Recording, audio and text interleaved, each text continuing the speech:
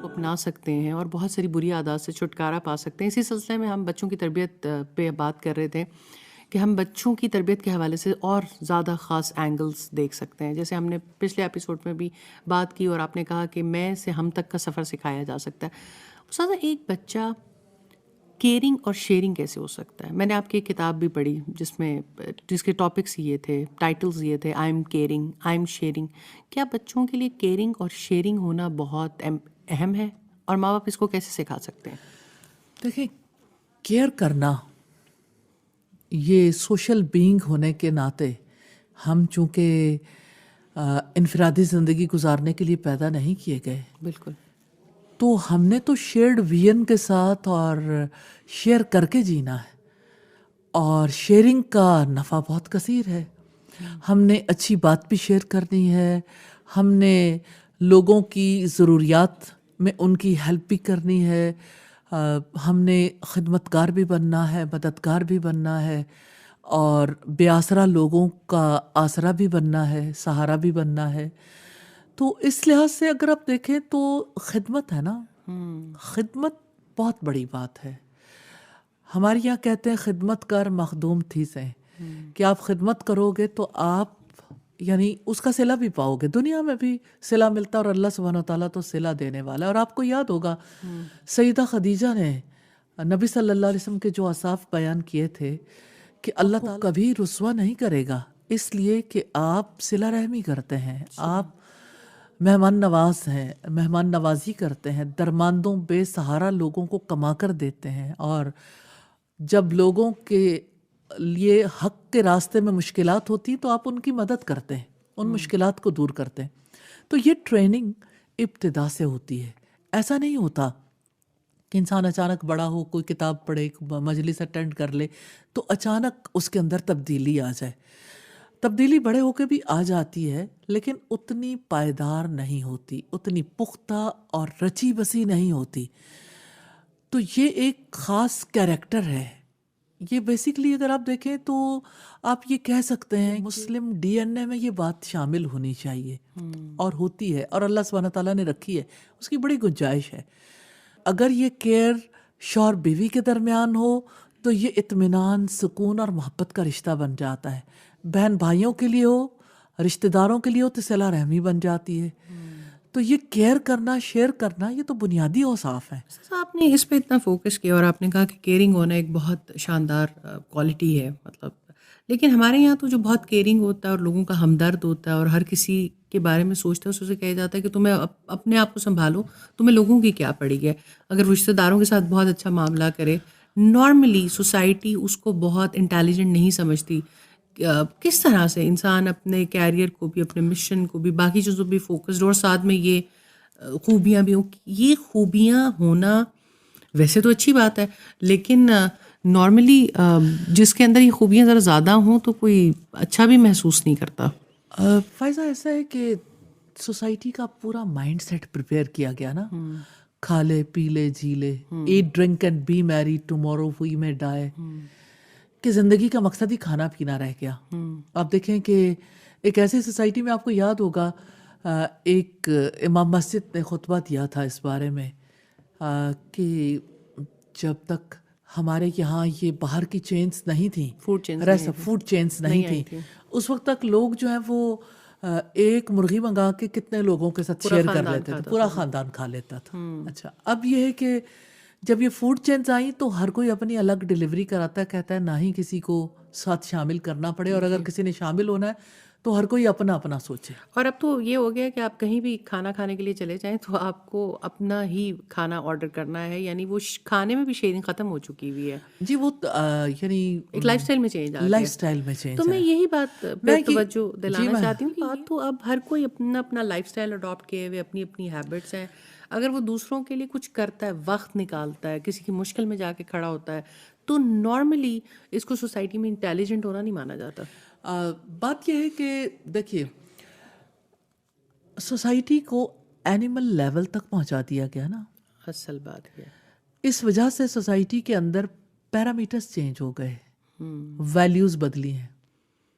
Values جو اللہ سبحانہ تعالیٰ نے دیے ہیں وہ تو کانسٹنٹ ہیں، لیکن یہ جو چینج آئی ہے یہ چینج تو ظاہر ہے کہ اپنی نہیں ہے، ادھار مانگی ہوئی چینج ہے، اور جس کی وجہ سے نسلیں برباد ہو گئیں، اور جس کی وجہ سے ایک مائنڈ سیٹ تبدیل ہو گیا، جس کی وجہ سے والدین کے لیے اولڈ ہومز پسند کیے گئے، اور ہماری بہت زیادہ تعداد ہے والدین کی جو اولڈ ہومز میں بھیجی جا رہی ہے.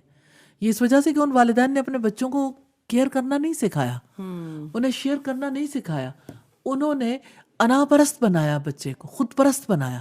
تو خود پرست انسان تو ایسا ہی معاملہ کرے گا. آپ اگر ایک خود غرض، خود پرست اور خواہش پرست سوسائٹی میں رہتے ہیں اور وہاں کے لوگوں کے سٹینڈرڈز ڈفرینٹ ہیں تو ان کی وجہ سے فیل نہیں کرنا چاہیے. استاد اب تو بچے کہتے ہیں کہ ٹھیک ہے، ہمیں یاد ہے ہماری ایک فرینڈ ہوتی تھی جو یہ کہتی تھی کہ ٹھیک ہے ان کی بھی تو اپنی ایک لائف ہوتی ہے، اپنی ایک کمپنی ہوتی ہے، تو اگر وہ اولڈ ہومز میں چلے جاتے ہیں، یہ ایک بہت جسے ہم کہتے ہیں میٹروپولیٹن سٹی یا بہت ایڈوانس سٹی کی تھاٹ نہیں ہے کہ ٹھیک ہے وہ زیادہ اچھا ٹائم اسپینڈ کر رہے ہوتے ہیں، ان کو ان کے ایج گروپ کے لوگ مل جاتے ہیں، تو ہمارے اپنے اس وقت پہ ایمبیشنز ایسے ہوتے ہیں کہ ہم اس میں بہت زیادہ بیزی ہوتے ہیں، تو اگر ہمارے پیرنٹس چلے جاتے ہیں اولڈ ہومز میں تو اس میں برائی کیا ہے؟ دو طرف جو ہے نا بڑی چینج ہے.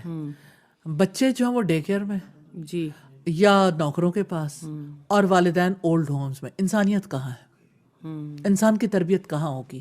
اور انسان اگر اولڈ ہومز میں نہیں بھی جاتے ہیں اور اپنے گھروں میں بھی رہتے ہیں، ابھی میری کسی ایک خاتون سے ملاقات ہوئی جو ایک دادی بھی ہیں، تو ویسے تو وہ کیریئر اورینٹیڈ ہے کہ بچے کیریئر اورینٹیڈ ہونے لگے، لیکن میں نے محسوس کیا ان کے لہجے میں کہ انہیں اس بات کا دکھ تھا کہ پچھلے 2.5-3 ماہ سے بچے ملنے نہیں آ سکے، کیونکہ یا تو ان کے ایگزامز ہیں یا ان کی کوئی ایکٹیویٹی چل رہی ہے اسکول کی، اور بچے 10 منٹ کی ڈرائیو پہ رہتے ہیں دادی سے. تو کیونکہ اس ساری چیز کو کہ بچہ بہت قابل ہے، بچہ کیریئر اورینٹیڈ ہے، وہ بیزی ہے، اس کی ایک روٹین ہے، مدرز اس بات پہ بہت خوش ہیں کہ ہم ان کو ایک ایسا لائف سٹائل سکھا رہے ہیں. لیکن وہ جو میں نے دکھ محسوس کیا نا، جو بزرگ آپ کے انتظار میں ہوتے ہیں، تو نارملی تو یہ اب ہر گھر کی کہانی بنتی چلی جا رہی ہے کہ جہاں پر ہم اپنے بچوں کو اپنے بڑوں کے ساتھ کنیکٹ ہی نہیں کر پا رہے ہیں. ان کے لیے تو ماں باپ کے لیے بھی اس طرح سے وقت نہیں ہے. ماں باپ کو بھی سوچنا چاہیے، اپنے آپ کو دادا دادی کے مقام پر دیکھنا چاہیے، جہاں ان کے پاس بھی کوئی ملنے کے لیے نہیں آ رہا تو فیصلہ کرنے میں دیر نہیں لگے گی کہ ہمیں کیا کرنا ہے اور اپنے بچوں کو کیا سکھانا ہے.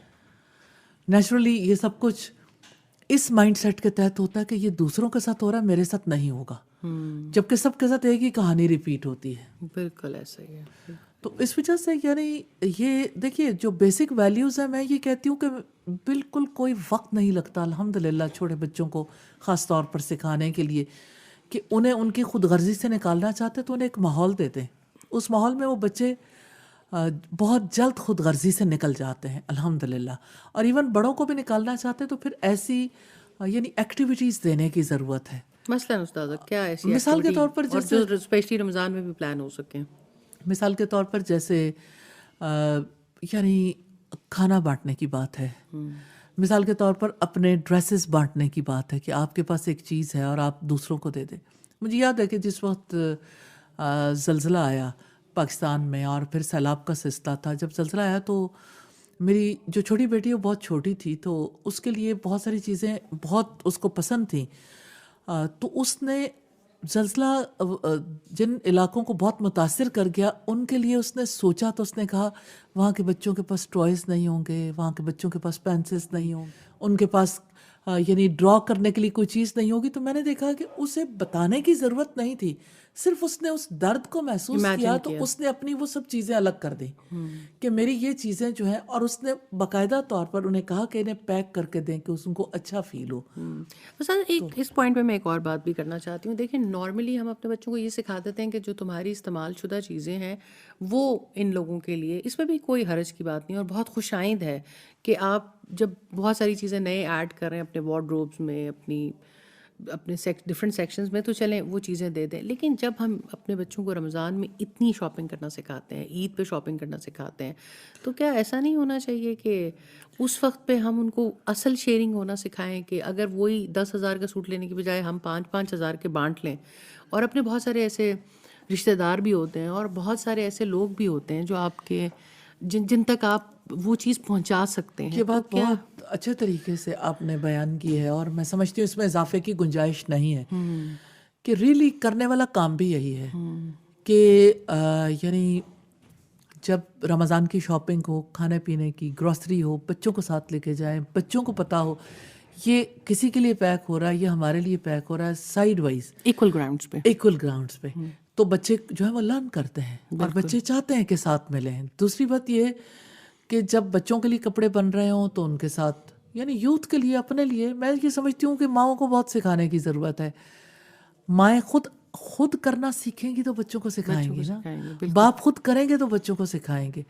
تو اپنے ساتھ اوروں کے حق کو تسلیم کر لیں، اوروں کے حق کو تسلیم کریں گے اور اپنے مال میں اوروں کے حق کو تسلیم کر لیں. یہ بات بیٹھ کے سمجھائیں کہ اللہ سبحانہ تعالیٰ نے یہ جو آپ کو چیز دی ہے نا، اس میں آپ کا حق کتنا ہے. اگر آپ بچوں سے پوچھیں گے تو آپ کو پتہ چلے گا، وہ کہے گا یہ سارا میرا ہے، تو انہیں بتائیں یہ سارا آپ کا نہیں ہے. یہ بہت اہم ایشو ہے کیونکہ بچہ واقعی یہ سمجھتا ہے کہ یہ تو میری چیز ہے، اب یہ میں ہی استعمال اگر اسے بتایا جائے کہ یہ سارا آپ کا نہیں، اسے رائٹ ڈاؤن کروائیں، اسے بتائیں کہ ان میں سے کتنا آپ کا ہے اور کتنا کسی کا ہے.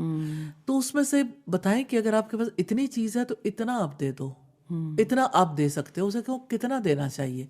تو آپ اگر اس کے ساتھ لاجیکلی ڈیبیٹ کریں گے تو آپ کو پتہ چلے گا جتنا آپ دینا چاہتے ہو وہ آپ سے آگے بڑھ کے دینا چاہتا ہے. بالکل. لیکن مائنڈ سیٹ کو چینج کرنے کی ضرورت تو ہے. مجھے تو ایک اور چیز بھی محسوس ہوتی ہے کہ سم ٹائم آپ کے پاس اتنا کچھ ہوتا ہے کہ وہ آپ کی ضروریات سے زائد ہوتا ہے.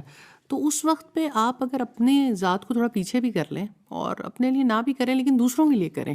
ایک ہے کہ آپ نے اپنی پرانی چیزیں دے دی، دوسرا ہے کہ ایکول فٹنگس پہ دے دیں، تیسرا یہ ہے وہ آپ کے دوست بھی ہو سکتے ہیں، وہ آپ کے رشتہ دار بھی ہو سکتے ہیں، وہ ایسے لوگ بھی ہو سکتے ہیں جو جن کے ساتھ آپ کا ملنا جلنا ہے، کہ ان کی ضروریات کے لیے سوچا جائے رادر دین کہ یہ والی بات کہ ہر وقت اپنی ضرورت کے لیے سوچا جائے. یہ تبھی ممکن ہے جب ماں باپ سب سے پہلے قریبی رشتہ داروں کے بارے میں سوچنا سکھائیں. مثال کے طور پر جیسے فرض کریں کہ دادا دادی ہیں، نانا نانی ہیں، اسی طرح سے پھپھو ہیں، خالہ ہیں، ماموں، چچا، مطلب جو بھی آپ کے رشتے ہیں اور اس سے دور کے رشتے بھی جو قریب رہتے ہیں، ان کے بارے میں کہ اس وقت انہیں کس چیز کی نیڈ ہوگی. تو بچے کا ذہن کام کرنے لگ جاتا ہے. پانی پلا دو، کھانا دے دو. اس سے آگے بڑھ کے جب ماں ڈیبیٹ کرتی ہے، لاجکس دیتی ہے، تو وہ یہ بہت بڑی بات ہے جو آپ نے کہا، وقت دے دو اور اپنی زبان سے کہی ہوئی کو بات دے دو، اچھی بات کر دو. اچھی بات بھی صدقہ ہے.